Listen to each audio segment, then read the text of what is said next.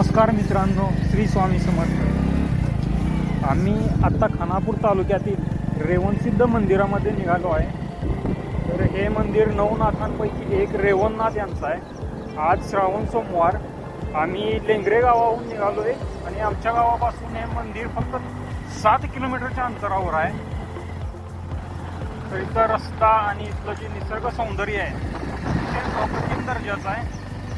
आणि पावसाळ्यामध्ये सगळं हे हिरवळ सगळं पसरलेले असते आणि तिकडं फिरताना कुठल्यातरी स्वर्गात आलो।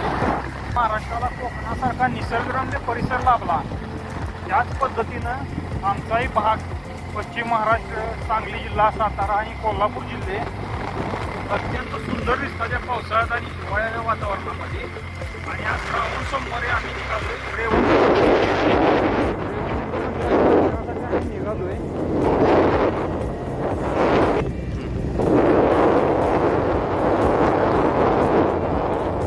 आम्ही ज्या वेळेला लहान होतो, आता 30-35 वर्ष आहे, आम्ही ज्या वेळेला लहान होतो त्यावेळेला वगैरे काय नव्हते आणि आम्ही या रस्त्याने चालत येत होतो लहानपणी त्या रेवणसिद्ध मंदिरावर।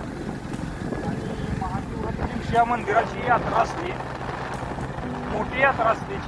3-4 दिवसाची यात्रा असते आणि असं डोंगरातून घाटाघाटातून हा रस्ता जातो। तर आपल्या खानापूर तालुक्यातील रेवणसिद्ध मंदिराला एकदा अवश्य भेट द्या। इथला आजूबाजूचा निसर्ग बघा। येण्यासाठी आपल्याला विटा बस स्टँडवरून गाड्या अवेलेबल आहेत, बसेस आपल्या।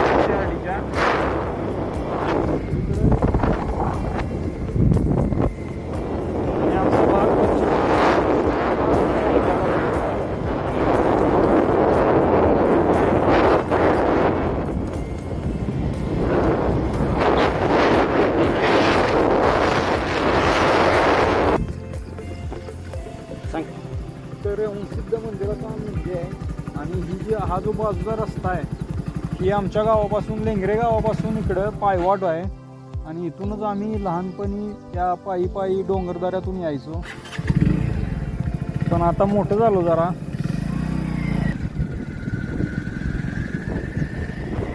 इथून रेणावी फक्त आता 3 किलोमीटर अंतरावर राहिलेला आहे।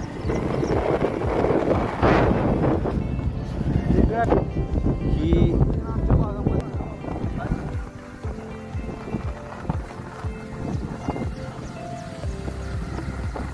डोंगराळ प्रदेश असल्यामुळे ड्रॅगन फ्रूट एकदम भारी प्रकारे इथे येते।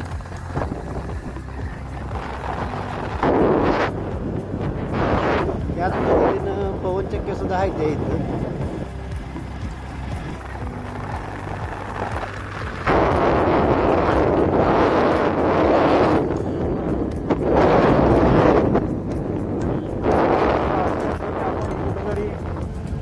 कोकणाच्या एखाद्या भागात बघण्यासारखं आहे, फार निसर्ग सौंदर्य आहे, डोंगर दऱ्या। तर आपणही पश्चिम महाराष्ट्राला एखाद दिवस नक्की वेळ काढून भेट द्या। रेणावी गावामध्ये आमच्या गावामध्ये इकडून आज जाताना एंटर करताना एक खंडोबाचं मंदिर आहे। कोकणचं पण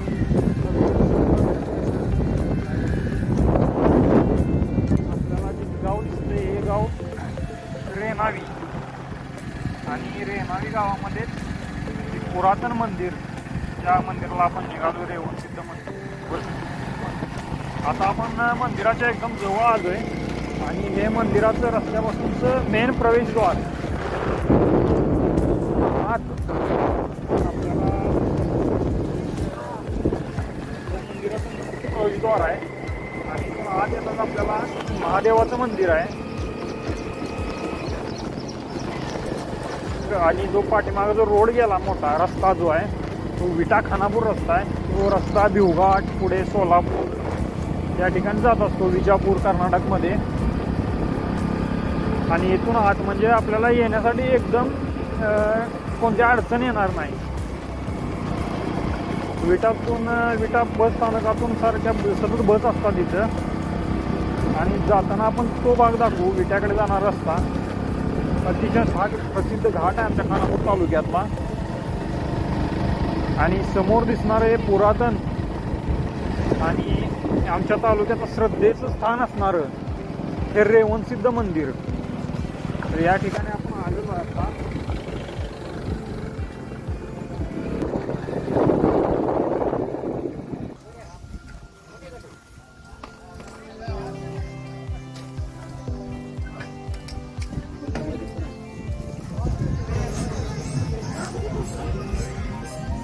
जे पुरातन असं हे मंदिर आहे, रेवणसिद्ध मंदिराचं हे मुख्य प्रवेशद्वार आहे मंदिराच्या जवळ.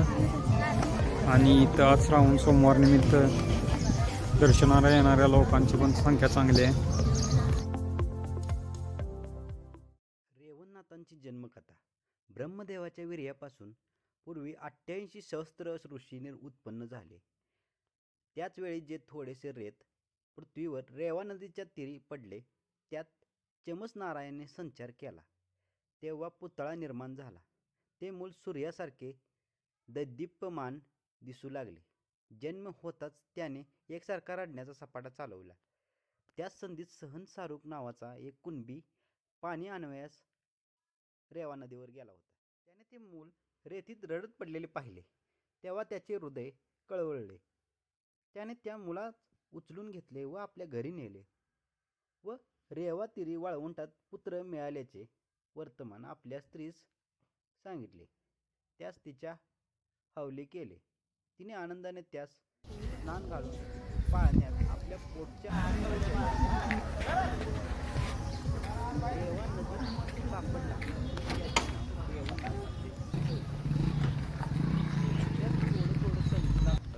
तो काम कराव्यास बापासोबत शेतात जाऊ लागला. तो 12 वर्षाच्या वयात तिच्या कामात चांगलाच हुशार झाला.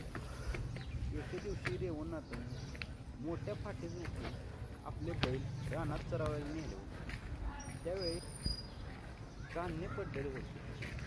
त्यामुळे रस्ता साफ दिसत होता. इतक्या दत्तात्रयाची स्वारी येऊन ठरत. दत्तात्रयांनी गिरनाथ प्रवास जायचे होते. त्यांच्या पायात खडावा असून त्यांनी कोपील परिधान केलेली होती. जटा वाढवलेल्या होत्या. दाढी मिशी पिंगट वर्णाची होती. असा तिन्ही देवतांचा अवतार दत्तात्रय जात असताना त्यांची भेट रेवणसिद्धांनाथांनी पडली. त्याच पाहताच रेवणनाथ पूर्ण ज्ञान होऊन पूर्ण जन्माचे स्मरण झाले. मग आपण अशा प्रकारे हे दगडी मंदिर आहे. हल्लीचे कोण व कसे गावात आहोत याची त्यांना रुकूक लागली. तसेच मला आता कोणी ओळखत नाही, मी अज्ञानात पडलो असे त्यास ज्ञान होऊन तो स्तब्ध राहील. तेव्हा तो कोण आहे असे दत्तात्रयाने त्यास विचारल्यावर त्यांनी उत्तर दिले की तुमच्या देहातून तिन्ही देवाचे अंश आहेत. त्यात सत्वगुणी जो महापुरुष तो मी असून मला येथे फारच कष्ट भोगावे लागत आहेत. तर आता कृपा करून या देहास नाथ करावे. इतके बोलून त्याने दत्तात्रयाच्या पायावर मस्तक ठेवले. त्याचा दृढ निश्चय पाहून आपला नाथांच्या मस्तकावर ठेवला. नवनाथ नारायणच्या अवतारपैकी हा एक चमस नारायणचा अवतार अनुभव दिला नाही सर्व. त्याचे कारण असे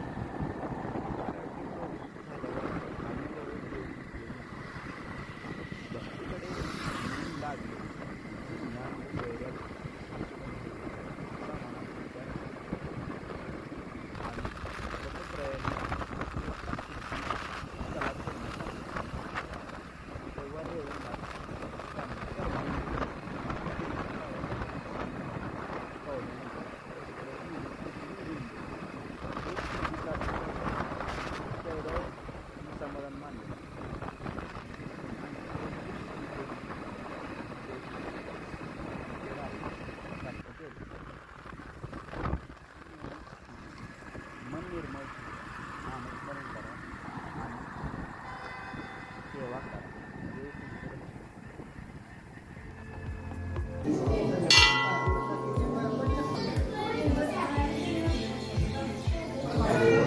देऊन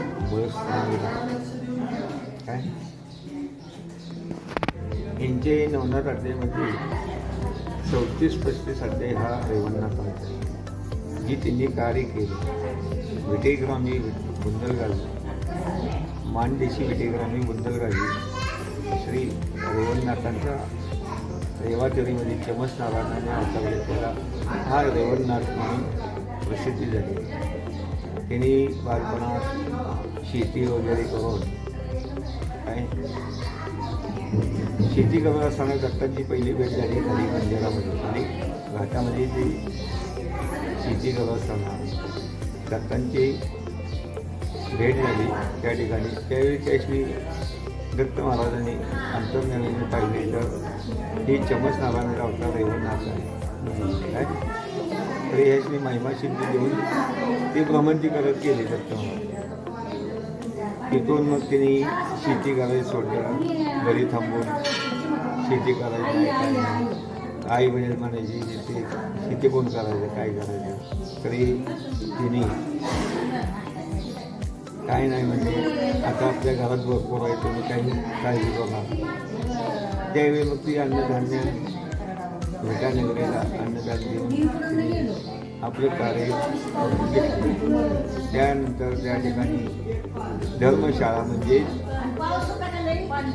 धर्मशाळेत येऊन मच्छिंद्रनाथ थांबले होते. त्यांच्या अन्नदान चालू असताना त्या ठिकाणी मच्छिंद्रनाथांनी त्यांनी पशुपक्षी आपल्या अंगावर खेळवत ती सिद्ध करून दाखवली की रेवणनाथांनी पुन्हा त्याच्याकडे भेट घेतली. तर त्यावेळी त्या ठिकाणी हे मच्छिंद्रनाथ आहेत म्हणजे मच्छिंद्रनाथांनी अंतर्ज्ञानाने पहिले रेवणनाथ आहेत. मग त्यावेळी माझ्या बरा श्रेष्ठ कोण आले इथं म्हणून त्यांची ती विद्या मिळवण्यासाठी त्यांनी पुन्हा दत्तांची ध्यान साधना केली. आणि त्या ठिकाणी त्यांनी ज्या ठिकाणी दत्तांची पहिली भेट झाली होती त्या ठिकाणी येऊन ध्यान साधना केली, तपश्चर्या केली. त्यावेळी मच्छिंद्रनाथ रेवणनाथाचा प्राण फक्त कंठामध्ये राहिला. मग मच्छिंद्रनाथ येऊन रेवणनाथाला घेऊन जन्मापर्वणार गेले आणि दत्त महाराजांनी सांगितले की रेवणनाथाचं प्राण कंठामध्ये आहे, तुम्ही तुरंत खाली येऊन त्याची संजीवनी करा. त्यावेळी मग दत्त महाराजांनी त्याची येऊन 84 सिद्ध्या प्राप्त करून दिल्या. त्यानंतर 84 सिद्ध्या प्राप्त झाल्यानंतर मग नंतर ते खालून शेताकडून आल्यानंतर वरती येतं मूळ ठिकाणी त्यांनी शिखर शिंगणापूरचे दर्शन तसेच विश्रांती स्थान म्हणून येण्याविषयी स्थान प्रतिष्ठित आहे. इथून देवनगर राक्षीचीवाडी पहिले राक्षीचीवाडी म्हणायची आणि आता देवनगर आहे. ती दैत्याचा वध केल्यामुळे त्यांनी वर्षातून 2 वेळा तो दैत्य रेवणसिद्धांच्या भेटीला येतो. आणि जी भविष्यवाणी सांगेल 6 महिन्याची पाऊस पाणी टीका संदर्भात ती देवनगर वासुंडे मूळस्थान अरेनाई ह्या ठिकाणी पापणूक होती. ही त्यांच्या तोंडातून वाणी बाहेर द्यायची ती खरी होती. आज मी तिला जवळजवळ किती पिढ्या गेल्या तरी ही परंपरा चालूच आहे. बरोबर आहे. ज्या ब्राह्मणाच्या घरी 7 मुले जेवण केले संजीवनी म्हणतो तेच काम विट्यामध्ये ते वर्षातून 4 वेळा त्यांच्या भेटले जातात. श्रावण पहिला सोमवार, विजयादशमी, नवेली पोटानं माघ अमावस्या असं वर्षातून 4 वेळा. हे महाराज नाथांचं जे समाधीचं स्थान होतं गुहा म्हणतात त्याचं त्याबद्दल नाही घेतली काय म्हणजे गुहेमध्ये भ्रमणच्या ह्या स्थान नाही नाही का. हे जन्म ठिकाण आहे तेवढंच. हां तपश्चर्या जे केली करण्याचे मूळ ठिकाण ह्यांचं मूळ ठिकाण तपस्या करणे.